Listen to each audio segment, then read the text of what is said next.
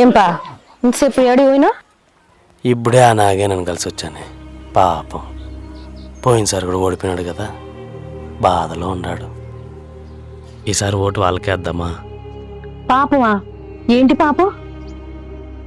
Corona వచ్చి నువ్వు మంచాన పడినప్పుడు ఏ ఊడైనా ఆదుకున్నాడా?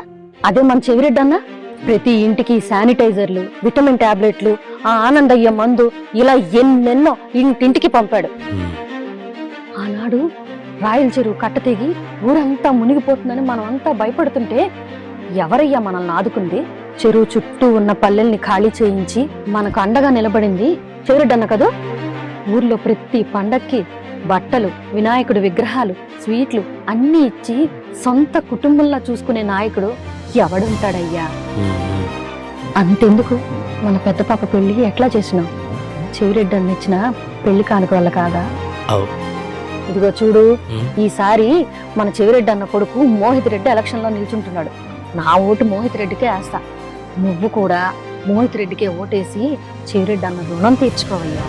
సరే అమ్మే, నువ్వు చెప్పినట్టు ఈసారి మన చెవిరెడ్డి కొడుకు మోహిత్ రెడ్డికే ఓటేద్దాం.